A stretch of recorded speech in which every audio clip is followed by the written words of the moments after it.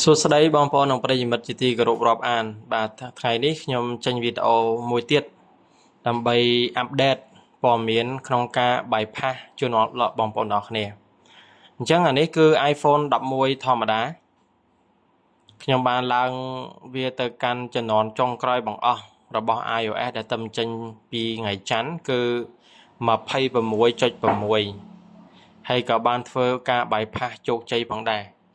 អញ្ចឹងសម្រាប់ version ចុងក្រោយរបស់ device A12 និង A13 គឺបងប្អូនអាចឡើងទៅកាន់ជំនាន់ចុងក្រោយប្រអស់លើកលែងតែ iOS 27 beta ដែលយើងអត់ទាន់អាចធ្វើការ bypass បានដោយសារខ្ញុំបានសាកហើយតែអត់ទៅមុខទេអញ្ចឹងបានត្រឹម 26.6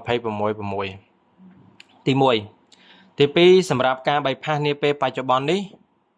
កន្លែង notification គឺអត់ដើរទេបងប្អូន notification អត់ដើរហ្នឹងមានន័យថាម៉េចបងប្អូនមានន័យថារាល់សារជូនដំណឹងទាំងអស់របស់កម្មវិធីគឺមិនដំណើរការឡើយនៅពេលដែលបងប្អូនទុកទូរស័ព្ទចោលបែបនេះយើងទុកវាចោលអញ្ចឹងអ្នកឆាតមកអ្នកតេមកយ៉ាងម៉េចក៏វាអត់លោតដែរលុះត្រាតែបងប្អូនធ្វើការ unlock សោចូលក្នុងកម្មវិធីមួយទៅឧទាហរណ៍យើងកំពុងលេងចេះតេមកចូលឃើញសារអីលោតធម្មតាអានេះគេហៅថា notification inactive បាទអត់ដើរទេទី3បញ្ហាមួយទៀតសម្រាប់ទូរស័ព្ទដែលមាន scan មុខប៉ុន្តែមិនដំណើរការ scan មុខនៅឡើយទេបាទយើងចូលទៅកន្លែង scan មុខចឹងមកវាប្រាប់យើងថា Face ID is not available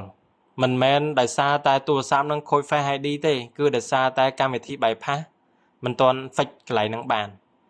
បាទអញ្ចឹងនេះគឺជាបញ្ហាធំទាំង2ទាំង3ដែលកំពុងកើតមាននៅលើ A12 និង A13 បាទអញ្ចឹងជូនដំណឹងដល់បងប្អូនហើយមានកម្មវិធីមួយចំនួនទៀត bypass បានហើយប៉ុន្តែសូម្បីតែកាមេរ៉ានេះក៏អត់ដើរដែរបាទកាមេរ៉ាអត់ដើរទេប៉ុន្តែដល់ឡែកសម្រាប់ទូរស័ព្ទនេះគឺយើង bypass ឲ្យដើរធម្មតា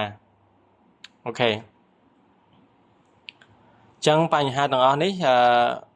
អនាគតបន្តិចទៀតនឹងត្រូវបាន fix ទាំងអស់ហ្នឹងបាទហើយរឿងដែលធំបំផុតនោះគឺបងប្អូនចូលទៅ sign in account iCloud របស់បងប្អូននៅក្នុង setting អត់ទាន់បានទេបាទហើយឥឡូវនេះយើងក៏មិនទាន់ធ្វើការប្រើ proxy ដើម្បី log in ចូលផងដែរអញ្ចឹងបញ្ហាទាំង3នេះសម្រាប់បងប្អូនជាងយើងគឺអាចប្រាប់ទៅអតិថិជនទៅបាទដើម្បីធ្វើការ bypass គឺយើង bypass ឡើងដល់ version ចុងក្រោយមកអស់ 26.6 ប៉ុន្តែបញ្ហា3ធំទី1มันអាចប្រើ Apple ID ចូលកន្លែង setting បានទេទី2 notification អត់ដើរទេគឺ inactive និងទី3កន្លែង Face ID ក៏អត់ដើរដែរបាទអញ្ចឹងបញ្ហាធំទាំង3នេះកំពុងតែកើតមានអញ្ចឹងសម្រាប់បងប្អូនដែលគាត់ bypass បាទគាត់ត្រូវទទួលស្គាល់នៅចំណុចនេះបើមិនអញ្ចឹងទេពិបាកទៅជែកគ្នាក្នុងពេលក្រោយថាមិនបានទូរស័ព្ទគាត់ bypass ហើយអត់ដើរអីអញ្ចឹងយើងត្រូវប្រាប់អតិថិជនឲ្យហើយសម្រាប់អតិថិជនក៏ដូចគ្នាដែរ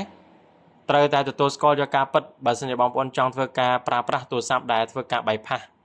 ហើយ bypass ក្នុងពេលបច្ចុប្បន្ន A12 និង A13 នេះ